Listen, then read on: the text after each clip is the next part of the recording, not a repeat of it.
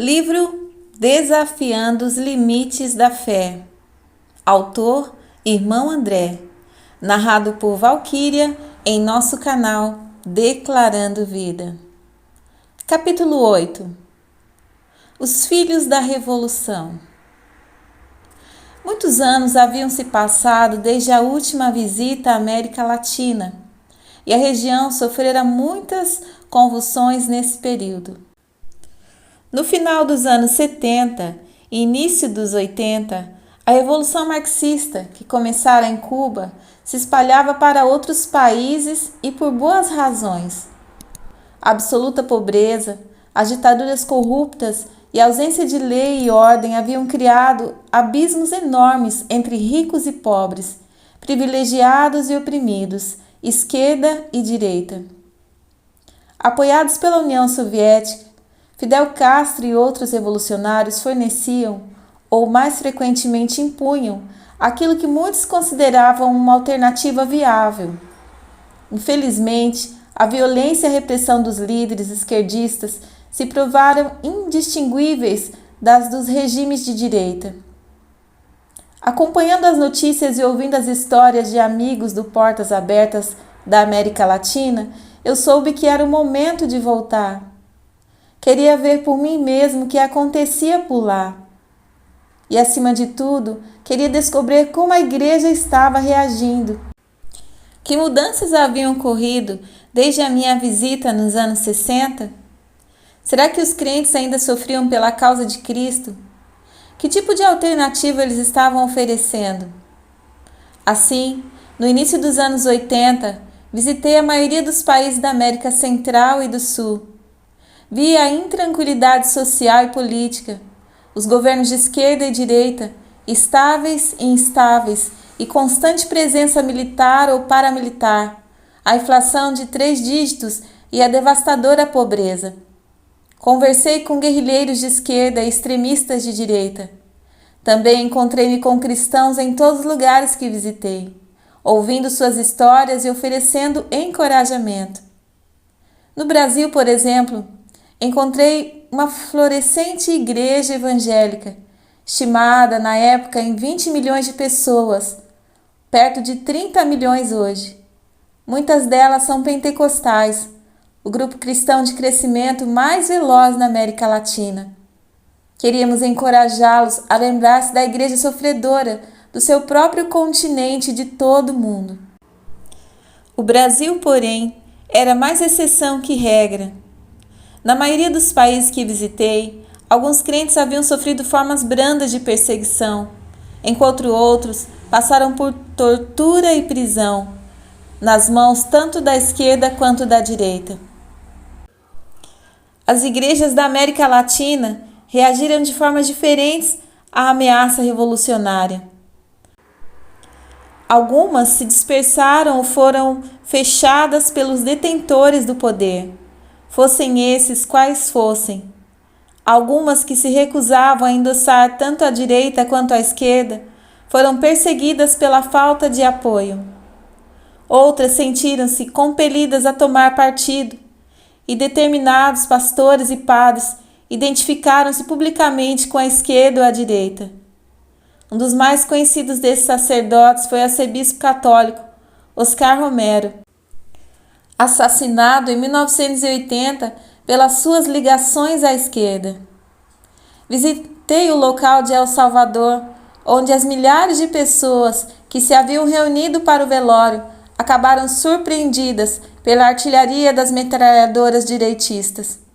Centenas morreram e outras centenas ficaram feridas. Falando num seminário da Jamaica, encontrei vários teólogos que defendiam os princípios da teologia da libertação, essencialmente a crença de que nosso principal dever como cristão é assegurar, com armas, se necessário, a libertação dos pobres e oprimidos. Certo professor, que se tinha por evangélico, disse que gostou do que eu havia falado, que concordava com 90% da minha teologia. Como eu não estava muito certo disso, resolvi colocá-lo à prova. Se eu pregasse minha mensagem publicamente aqui, você me mataria? Sim, mataria, respondeu ele sem pestanejar. Ora, muito obrigado então, disse eu, subitamente querendo mudar de assunto. Vou tomar mais um cafezinho. Pelo menos na Jamaica, os seminários me deixavam falar. Os seminários da Costa Rica simplesmente não permitiram a nossa presença. Temiam nossa mensagem simples, que sem ser política, era certamente radical. Qualquer um que trava um relacionamento com Jesus será transformado no instrumento dele para mudar o mundo. Em Porto Rico, falei a um grupo incomum de crentes, que eram conhecidos como catacumbas. O líder, Pedro, batizara o grupo depois de ter lido um livro sobre os cristãos primitivos que, para fugir da perseguição das autoridades, reuniram-se para adorar nas catacumbas de Roma. Esse grupo havia aberto uma clareira no local de reunião, na floresta próxima a San Juan, e cantavam ao Senhor a plenos pulmões, acompanhados de maracas, pandeiros e violões. Também tinham sempre à mão um mapa do sistema subterrâneo de esgoto da cidade, para o caso de serem forçados a esconder-se, como os antigos cristãos. Já vimos o que aconteceu em Cuba, disse ele. A Nicarágua já teve também a sua revolução e El Salvador está vivendo a sua agora. Vemos toda essa tribulação se aproximar de Porto Rico. É por isso que precisamos nos preparar. Sabemos que a perseguição pode vir da esquerda ou da direita e estamos dispostos a pagar qualquer preço para manter nossa liberdade como cristãos. Notava jovens em grandes números, onde quer que eu fosse. Eles compunham praticamente metade da população da América Latina. E sempre pareciam o alvo das campanhas ideológicas, tanto de direita quanto de esquerda. Um dos métodos de propaganda de Cuba lembrava o dos soviéticos da África. Recrutavam jovens recém-saídos do segundo grau. Prometiam-lhes educação grátis e depois os mantinham na Isla de la Juventud, na costa cubana, para 4 a 7 anos de doutrinação marxista. Depois do treinamento, eles eram mandados de volta para seus países de origens, como revolucionários comunistas. Encontrei muitos pais aflitos cujos filhos estavam retidos em Cuba ou até na Rússia, onde ficavam anos sem perspectiva de voltar, se é que voltavam. Outro método era patrocinar uma campanha de alfabetização. Escolas e igrejas ficavam fechadas por meses a fio, enquanto adolescentes que cursavam o segundo grau ensinavam pessoas de regiões remotas a ler e a escrever. Quando terminava a campanha, a propaganda comunista era distribuída a todos, e bem poucos jovens professores voltavam à igreja. Quando chegamos a Manágua, na Nicarágua, descobrimos que o governo estava prestes a lançar uma campanha de alfabetização, que é pré-requisito para o estabelecimento de um governo comunista. Eles pretendiam fechar as igrejas durante 3 a 6 meses, aparentemente por temerem que as escrituras e a literatura cristãs fossem distribuídas durante a campanha. Sabendo o efeito devastador que o fechamento das igrejas traria, consegui entrar em contato com o líder da campanha, o intelectual mexicano, e marquei com ele uma refeição. Tivemos uma conversa profunda e séria. Não sei bem o que disse, mas lembro-me de que o Senhor guiou-me com muita firmeza. No curso da conversa, algo aconteceu e o líder concordou em mudar seus planos. A campanha de alfabetização prosseguiu, mas as igrejas permaneceram abertas. Foi uma grande vitória para a igreja e um sinal de esperança para a juventude nicaragüense. Numa nova visita a Cuba, reparei uma frase do revolucionário Che Guevara gravada na parede de um hospital.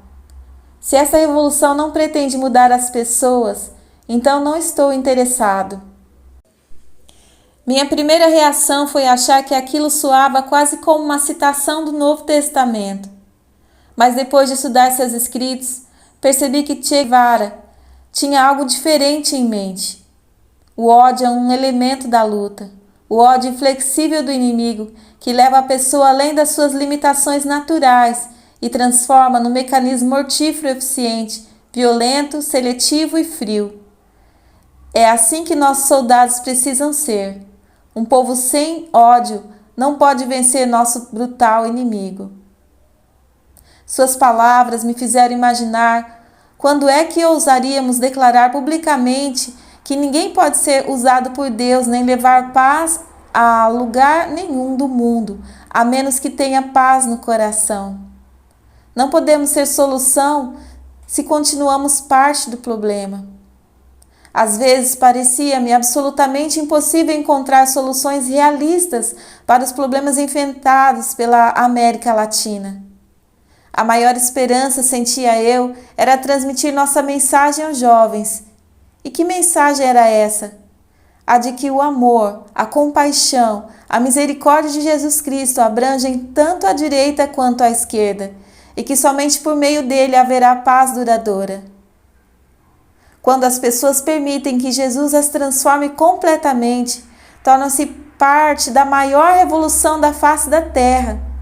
Se recrutamos os jovens e os motivarmos para Jesus, eles podem conquistar outros milhões em toda a América Latina. Em 1984, criamos o projeto Fogo Cruzado, um imenso esforço de fornecer Novos Testamentos, livros cristãos e um apoio ao movimento cristão de jovem que agia em toda a América Latina. Seu objetivo? Evangelizar outros jovens e dar orientação, propósito e esperança aos novos crentes. Sempre que pego um exemplar da revista National Geographic, sinto um desafio especial. Muitas vezes leio sobre lugares remotos do mundo ou sobre povos primitivos que jamais foram visitados pelo homem moderno. Então me pergunto, por que os jornalistas chegam lá primeiro? Por que não os representantes de Cristo? Deveríamos ter a mesma determinação e a mesma intrepidez dos repórteres, exploradores e aventureiros, exibindo a mesma recusa em aceitar o não como resposta. Se eles conseguem entrar, por que é que dizemos que é impossível ou perigoso demais para os cristãos? Fico feliz por poder dizer que a maior parte da equipe de campo do Portas Abertas tem essa mesma atitude pioneira.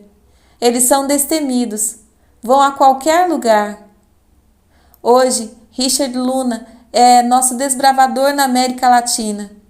Ele pega sua mochila e, com uma pequena equipe de jovens, some na mata por uma semana visitando os crentes.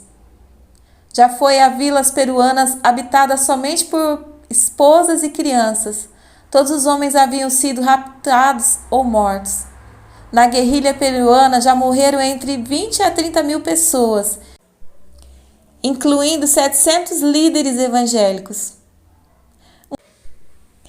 Um desses líderes, conhecido como Vovô Saune, foi brutalmente assassinado pelos guerrilheiros do Sendero Luminoso, no Natal de 1989. Seu crime: pregar aos jovens e encorajá-los a juntar-se à revolução de amor de Deus, e não à revolução ateísta repleta de ódio e morte. No mesmo dia, 42 dos seus parentes também foram massacrados. 3 anos mais tarde, seu neto, Rômulo, foi chacinado depois de visitar a comunidade onde seu avô fora morto.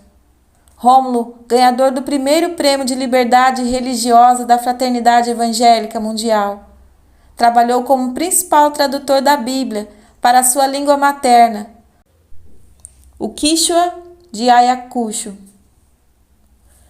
Conheci a esposa de Rômulo, Dona, e seus 4 filhos numa das nossas conferências de oração. Eles continuam no Peru, trabalhando lado a lado com Portas Abertas para levar adiante a obra que Rômulo iniciou. É por causa de Rômulo e Dona, além de muitos outros crentes sofredores da América Latina, que nós lá estamos para ajudar. Já distribuímos cerca de 30 mil Bíblias e Novos Testamentos nos últimos anos para fortalecer os cristãos da floresta e dos planaltos montanhosos.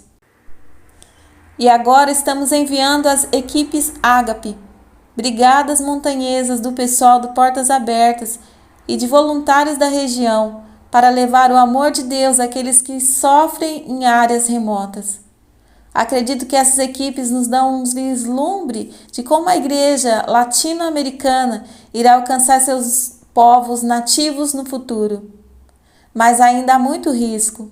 Se algum dia ficarmos sabendo que Richard não voltou, não devemos nos surpreender. Eu não conhecia Richard quando visitei a América Central, no início dos anos 80, mas na cidade do México conheci uma corajosa jovem, Ana, que tinha o ímpeto, a persistência e a capacidade de um repórter. De fato, ela era repórter e especializava em questões latino-americanas e liberdade religiosa. Era uma cristã devotada que se preocupava profundamente com a igreja sofredora. Comentei com Ana meu desejo de visitar El Salvador, que na época era sacudida por uma guerra civil. Porém, não queria simplesmente entrar no país, mas conversar diretamente com os guerrilheiros esquerdistas ou rebeldes que tentavam derrubar o governo e seus esquadrões da morte direitistas. Queria também levar uma equipe da TV e fazer um vídeo. Bem, com todos os jornalistas e outros contatos que conhecia, Ana conseguiu arrumar a viagem sem problemas. E como é fluente em espanhol, trabalhou como nossa produtora de campo e intérprete. Nossa equipe de 6 pessoas vagou pelo país por cerca de 10 dias numa pequena van vermelha. A equipe da TV havia amarrado uma toalha branca emprestada a um cabo de vassoura e viajávamos sempre com a bandeira desfraldada na janela lateral para assinalar nossa neutralidade política. Mas por causa das muitas barreiras de inspeção e das terríveis estradas de terra, a viagem era lenta. Jamais esquecerei as coisas que vi e as pessoas que conheci em El Salvador. Ao entrar numa cidade bombardeada, conhecemos um grupo de guerrilheiros. Com eles seguia uma menina carregando uma sacola de tomates. Seu nome era Maria e tinha apenas 15 anos, a mesma idade da minha filha lá na Holanda. Por que você está acompanhando este grupo de guerrilheiros? Perguntei-lhe. Ela abaixou os olhos. Estou procurando meu pai e minha irmã de 3 anos. Aparentemente haviam desaparecido certa noite, durante choques entre militares e rebeldes da região, e Maria não os via desde então. Conversando com ela ali de pé, sobre uma grande árvore, tentei imaginar como me sentiria se minha filha, que estivesse vagando pela mata na companhia de guerrilheiros fortemente armados, abrindo caminho em meio às cidades bombardeadas, buscando não só seu pai e sua irmã pequena, mas o significado da vida. Encontrei outros jovens com histórias igualmente perturbadoras. Domingo, de 11 anos, foi forçado a fugir de casa junto com a mãe, a avó e 4 irmãos e irmãs, depois que sua cidade foi sitiada. Eles caminharam durante longos 15 dias por montanhas e vales, sem nada para comer, até alcançar um acampamento de refugiados relativamente seguro. Ali domingo, nada tinha para fazer além de sonhar com o futuro. Quando esperava ele, as coisas seriam melhores e poderia talvez tornar-se agricultor. E como Maria, ele também perguntava onde estava seu pai. E havia também Pedro, 15 anos, que conhecemos em outro acampamento. Nossa vila foi atacada lá pelas 10 da manhã, contou. As pessoas começaram a correr em todas as direções e os soldados matavam todo mundo, até as crianças e os velhos. Vieram helicópteros bombardeando as casas. Eu e minha mãe corremos para o rio para fugir, como muitos outros. Mas quando atravessávamos o rio, chegavam soldados e começaram a atirar na água. Muitas pessoas foram mortas pelos tiros ou baleadas acabaram se afogando. Nunca vou esquecer o terrível momento em que vi minha mãe morrer no rio. pelo ministério de um padre católico americano, Pedro se tornara cristão no acampamento. Ainda não sei como escapei dos soldados, continuou, mas agradeço a Deus por ter chegado aqui. Estou aprendendo o ofício de alfaiate. Estou aprendendo também sobre Jesus Cristo. Hoje sei que Ele é a resposta de que meu país precisa e de que todos nós precisamos. Quando chegamos a outra vila, esperávamos ver mais guerrilheiros, mas descobrimos que naquele dia, pelo menos, as tropas do governo controlavam a região. Na guerra civil, o poder e o controle variam de cidade a cidade. Eu observava os soldados jovens, muitos deles adolescentes, fortemente armados, motivados e devotados, procurando seus inimigos. Diante das câmeras, entrevistei um menino que carregava um fuzil automático quase tão grande quanto ele mesmo. Disse-lhe: quando tinha 21 anos, tornei-me cristão e comecei a seguir Jesus Cristo.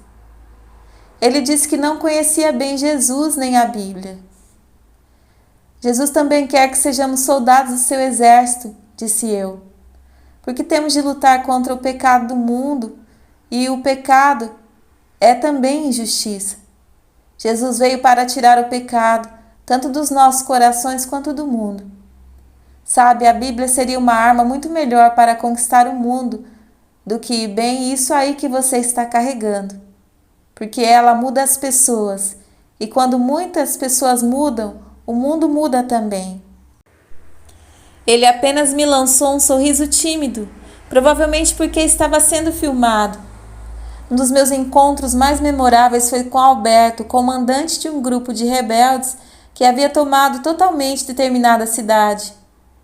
Bem apessoado, extremamente carismático, ele usava uma boina preta, camisa caque, calça jeans azul enfiada nas botas militares e uma pistola na coxa.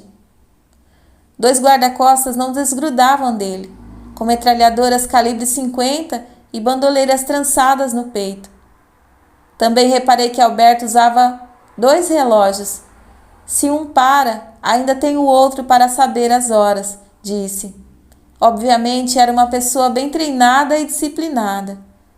Primeiro ele nos contou seu passado e sua juventude perdida, e como ele encontrou nova esperança nos ensinamentos marxistas.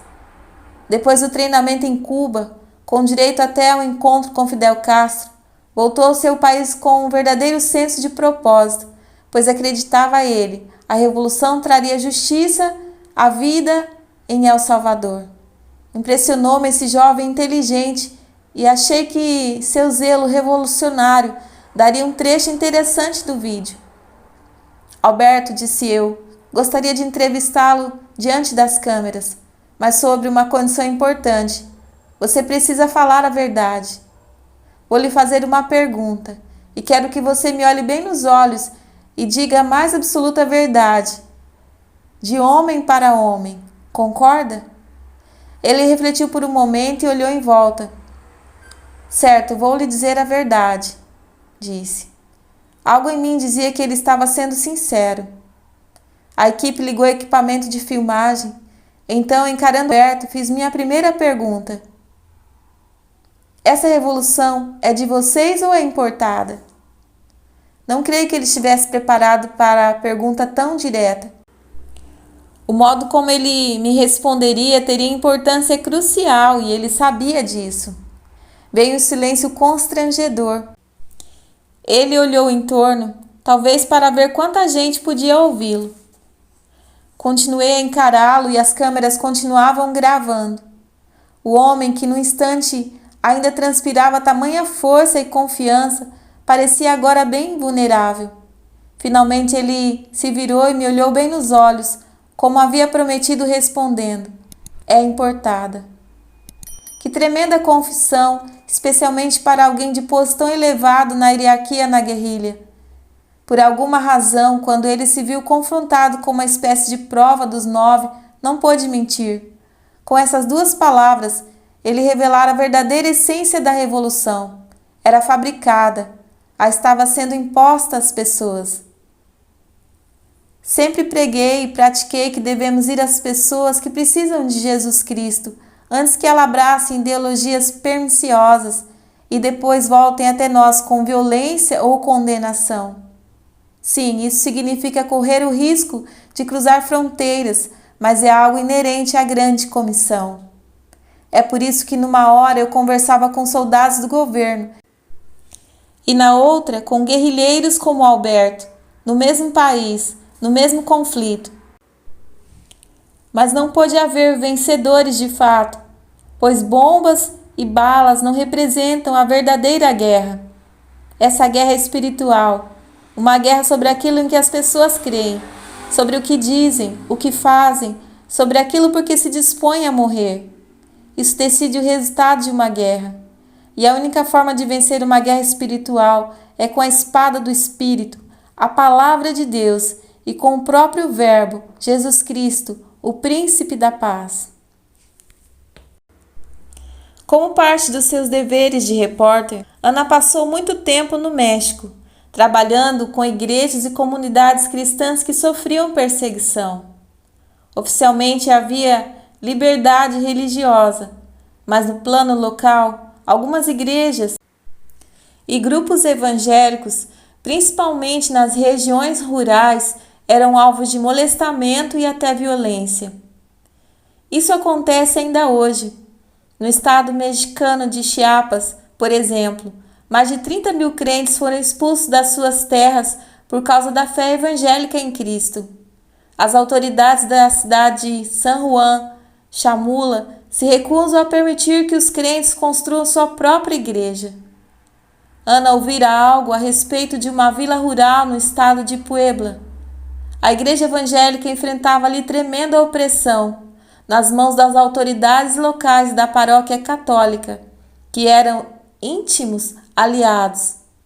A igreja católica estava em grave estado de abandono e seus líderes exigiam que os evangélicos ajudassem a reconstruir o edifício.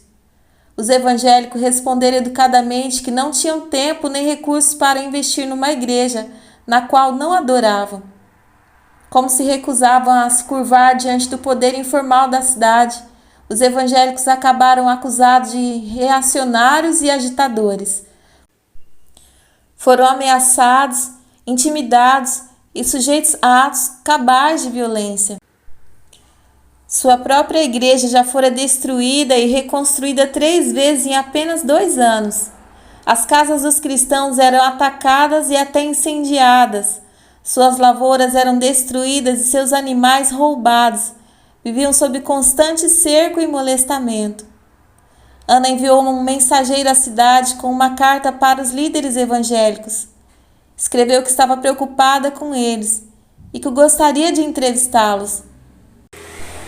Estariam eles dispostos a contar sua história, como vinham sobrevivendo, o que a fé significava para eles e por que preferiram ficar apesar de toda a pressão e perseguição. Vários dias mais tarde, o mensageiro voltou com uma carta da liderança evangélica. Sim, estaremos na igreja com toda a congregação e toda a liderança, dizia. Nós a receberemos ao meio-dia de domingo. Então o mensageiro lhe entregou outra carta. Era do prefeito e representantes da cidade. Se você puser os pés na vila, nós a mataremos, ameaçava. Nervosa, mas determinada, Ana organizou um grupo de 8 guarda-costas, a maioria cristãos nativos da região, para acompanhá-la até a remota vila. Da cidade mais próxima era cerca de 2 horas de carro, em estreitas estradas montanhosas cortando a mata. Quanto mais perto a caminhonete chegava da vila, mais obstáculos encontrava o grupo. A certa altura viram 5 homens jogando toras na estrada. Ah, conheço aqueles caras, disse um dos guarda-costas. São jagunços conhecidos. O motorista parou a caminhonete e todos observaram em silêncio os homens terminarem a barreira. Finalmente Ana sussurrou. Bom, vocês acham que conseguem tirar aquelas toras do caminho? Podemos tentar. Quando eles saíram do carro, os 5 homens correram para a mata. Depois de tirar as toras da estrada, entraram na caminhonete e seguiram o caminho. Cerca de 1,5 km adiante, uma grande carreta vindo da direção da vila havia parado no meio da estrada, com a clara intenção de bloquear a passagem de Ana. Um velho estava sentado ao volante, calado. Um dos guarda-costas se identificou como o cunhado do prefeito. Num dos lados da carreta havia um íngreme paredão e no outro um profundo precipício. Entre a carreta e a borda do penhasco havia um espaço mínimo, que talvez desse passagem para a caminhonete. Ana e seus amigos ficaram ali sentados por alguns minutos, frente a frente com a carreta, tentando imaginar o que fazer. Olhando para os companheiros, disse ela: "Vocês conseguem contornar a carreta? O espaço é suficiente?" "Não temos certeza, mas podemos tentar." Seu maior medo era que, quando estivessem passando, a enorme carreta que estava de motor ligado os empurrasse para o abismo. Imaginaram então uma estratégia singular. Olhariam o motorista bem nos olhos quando passassem, tentando amedrontá-lo para que os deixasse seguir. Depois de fazer uma rápida oração, avançaram, devagar, com todo o cuidado do mundo, espremeram a caminhonete na estreita passagem para contornar a carreta. Todos da caminhonete fitaram diretamente o rosto do motorista da carreta. A estratégia funcionou. Seu olhar penetrante pegou o desprevenido velho motorista, que pareceu ficar paralisado no assento. Um instante mais e já estavam novamente a caminho. Ao chegar à vila, viram uma placa fincada com destaque na entrada. Dizia em espanhol: "Aviso. Esta é uma vila católica. É proibida a entrada de protestantes. Muito obrigada." Isso sim era intimidação. Novamente pararam e discutiram se deveriam continuar. Ana recusava-se a desistir. Desceu da caminhonete e fitou os outros lá dentro. "Bom", disse ela, "eu vou. Vocês podem vir comigo se quiserem, mas não são obrigados. É isso que nós, os Portas Abertas, fazemos, e onde outros não querem ir. Não vou pedir que vocês arrisquem suas vidas, porque talvez não tenham a mesma vocação que eu. Vou confiar na proteção de Deus para entrar na vila." Todos ficaram calados por um instante. Depois o guarda-costas, saindo também, disseram: "Vamos com você." Todos entraram de novo na caminhonete e lentamente seguiram rumo à vila. Para sua surpresa, as ruas estavam completamente desertas. Todos os habitantes estavam recolhidos às suas casas e um silêncio soturno pairava no ar. Viam rostos que os fitavam pelas portas e janelas. Isso simplesmente não acontece ao meio-dia de domingo numa vila latino-americana.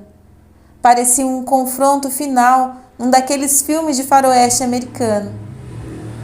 Súbito, cerca de 10 homens surgiram de uma rua lateral e correram em direção à caminhonete. Ana e outros se prepararam para um ataque, mas os homens eram os irmãos cristãos que os esperavam. Eles subiram nas laterais do veículo, protegendo a equipe dos olhos e possivelmente das balas dos homens do prefeito. "Toquem o mais rápido possível", disseram, apontando para a igreja. "Não se preocupem conosco, que conseguimos nos agarrar, mas tratem de correr." Chegaram em segurança ao complexo da igreja evangélica, ou aquilo que restava dela. Todos os cristãos, cerca de 300 no total, formavam um círculo em torno do perímetro da propriedade. A igreja fora destruída e havia escombros por todo lado. Abriram uma passagem no círculo para a caminhoneta, fechando novamente atrás dela. E a essa altura já haviam chegado também algumas pessoas hostis que tentaram perturbar o encontro. Ana saltou para fora e perguntou: "Onde estão os líderes?" Eles se adiantaram imediatamente. Ana começou a entrevistá-los, um por um, tirando fotos da igreja demolida. Enquanto isso, os habitantes gritaram, pressionando e empurrando na tentativa de romper o círculo e prendê-la, mas os cristãos mantinham afastados. Era uma cena inacreditável. Ana se inquietava, achando que a qualquer momento a situação poderia fugir ao controle. Não viu o prefeito, nenhum dos seus capangas, e se perguntava onde estaria ele. Enquanto conversava com as pessoas, mantinha os olhos fixos na floresta, em busca de uma rota de fuga. Vou levar um dia inteiro, pensou, mas sei que posso voltar se correr para a mata. As entrevistas demoravam cerca de 30 minutos, pois muitos dos crentes só falavam o idioma nativo e precisavam de intérpretes. Temendo pela vida, Ana esperava partir imediatamente depois das entrevistas, mas as mulheres da igreja haviam preparado o almoço e queriam que os visitantes participassem. Assim, relutantes, eles sentaram à mesa, planejando comer bem rápido para poder partir e, quem sabe, aliviar aquela atmosfera extremamente tensa. Antes de comer, os cristãos pediram aos convidados que orassem. Um dos homens que acompanhava Ana era pastor e levou a Deus uma oração agradecendo pelo alimento e pelos dedicados irmãos e irmãs. Enquanto orava, Ana olhou em torno e notou que muitos crentes derramavam lágrimas, especialmente uma jovem que trazia nos braços um bebê recém-nascido. Ninguém jamais demonstrava o menor interesse pelos seus problemas, seu sofrimento, em meio a toda aquela tensão e opressão. Ninguém se importava diante do estupro das mulheres, do espancamento dos homens e dos seguidos roubos dos seus pertences.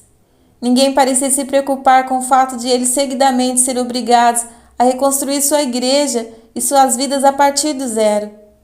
Todos viveram momentos maravilhosos juntos. Os crentes da vila não queriam de Ana nenhum apoio material. Queriam somente comunhão e companhia espiritual. Precisavam saber que não estavam sós na luta. Na minha opinião, é para isso que existe o Portas, sair pelo mundo e simplesmente se fazer presente como mãos e pés do Senhor. Sair em busca dos irmãos e irmãs aflitos e dizer: nós somos a presença do Senhor com vocês. Partilhamos da sua dor e nos preocupamos com o seu sofrimento. Depois do almoço, Ana e seus companheiros entraram na caminhonete e velozmente deixaram a vila, do mesmo modo que vieram. Logo depois o prefeito e seus lacaios de fato saíram armados de rifles, mas então era tarde demais. Os visitantes indesejáveis já haviam partido.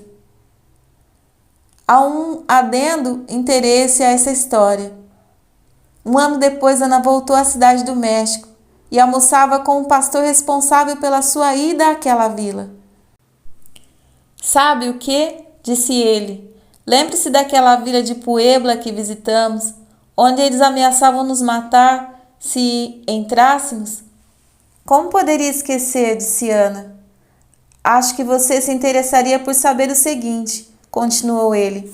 Depois que fomos embora, o prefeito e seus amigos ficaram profundamente comovidos pelo fato de uma estrangeira ter vindo ao nosso país e àquela vila minúscula, só para dar ouvidos às inquietações e lutas daquela congregação. De fato, ficaram tão impressionados que o prefeito e várias pessoas ligadas a ele se converteram verdadeiramente a Cristo e ajudaram os crentes a reconstruir sua igreja. Hoje ela está de pé e o próprio prefeito a frequenta. E agora a vila vive em paz.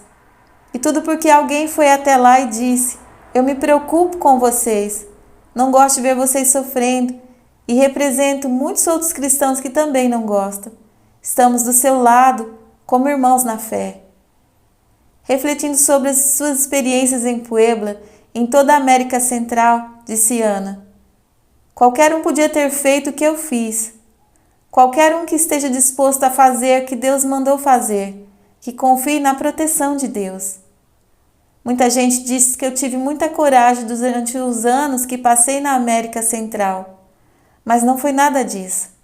Foi a certeza absoluta de que Deus estava no comando, de que Ele estava me protegendo, de que minha segurança era responsabilidade dEle. Eu realmente não me importava com o que pudesse me acontecer. Continuaria sendo representante de Cristo, mesmo se fosse pega, pois sabia que eu estava no centro da vontade de Deus. Em Puebla, eu simplesmente sabia que não havia escolha.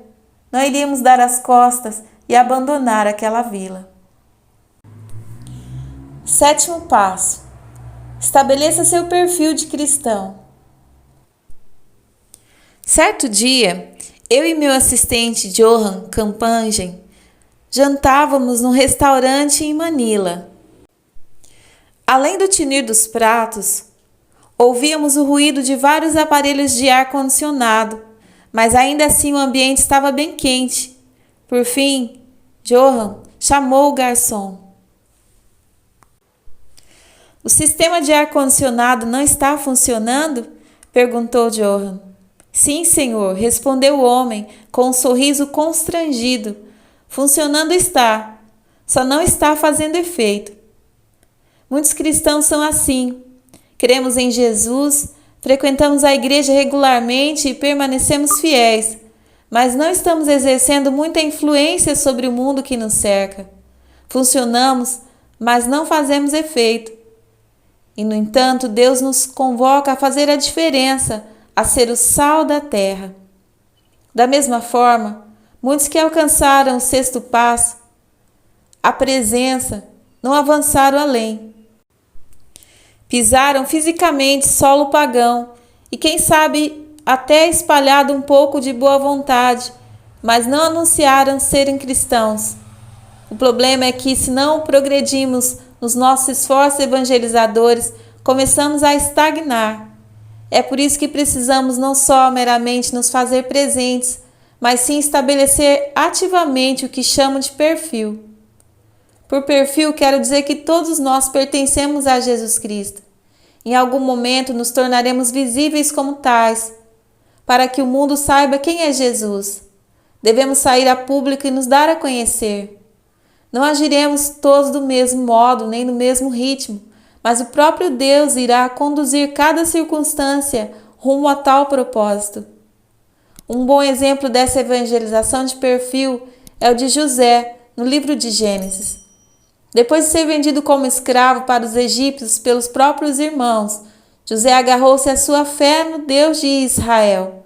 Sua vida exemplar o levou a uma posição de liderança na casa de Potifar. Mesmo depois de encarcerado por causa de falsas acusações, José continuou a confiar em Deus. Mas só quando tomou a iniciativa de perguntar sobre os sonhos perturbadores que haviam tido 2 companheiros de prisão, é que José deixou de simplesmente estar ali como crente, para de fato tornar-se conhecido como tal. "Porventura não pertence a Deus as interpretações?" disse-lhe José. "Contai-me o sonho." Gênesis 48. Mais tarde, quando José foi levado ao faraó como interpretador de sonhos, prontamente deu crédito a Deus. "Não está isso em mim, mas Deus dará resposta favorável a Faraó." Gênesis 41:16. Daí em diante, José foi reconhecido como seguidor de Deus. É claro que José jamais poderia ter orquestrado as circunstâncias de modo tão sobrenatural. Só Deus poderia fazer tal coisa. O mesmo vale para nós, mas José fez algo que poderia imitar. Tomou a iniciativa de perguntar as necessidades das pessoas, propondo Deus como solução. A evangelização de perfil significa basicamente transformar a iniciativa em modo de vida. Tornamos-nos positivamente ativos e não reativos, mesmo quando presos ou encarcerados. O apóstolo Paulo não deixou de ser apóstolo quando foi para a prisão. Continuou a pregar, ensinar e escrever cartas. Pense em como o Novo Testamento não seria fino se Paulo tivesse desistido na sua iniciativa na prisão. Eu poderia contar muitas e muitas histórias de amigos meus da antiga União Soviética, gente que transformou campos de prisioneiro em centro de revivência espiritual. Lembro-me agora de outro José, Joseph Bondarenko, o missionário que passou um total de 9 anos preso na Rússia por pregar o Evangelho. Durante o primeiro período de 3 anos, ele levou tantos detentos a Cristo que eles se alegraram quando Joseph foi mandado de volta para cumprir uma segunda pena. "Estávamos todos orando por você, para que voltasse a nós", disseram-lhe. "Precisávamos de alguém que nos ensinasse as Escrituras." O irmão Bondarenko não se contentava simplesmente em ser cristão num país hostil. Queria ser conhecido pela sua fé, para que outros pudessem vir a conhecer Jesus. Creio que Deus convoca cada um de nós a fazer o mesmo. Outro amigo, um pastor batista russo chamado Klassen, era julgado por recusar-se a parar de pregar. Durante todos os procedimentos, ele corajosamente confirmou seu relacionamento com Cristo, respondendo cada pergunta dos acusadores com outra pergunta sobre suas almas e a eternidade. Durante o julgamento, tantas pessoas aceitaram Jesus Cristo que o juiz encarregado expulsou todos do tribunal. Meu amigo Klassen estava fundando uma igreja ali. O resto do julgamento ocorreu a portas fechadas, mas toda a congregação batista ficou do lado de fora, observando pela janela e cantando hinos de louvor.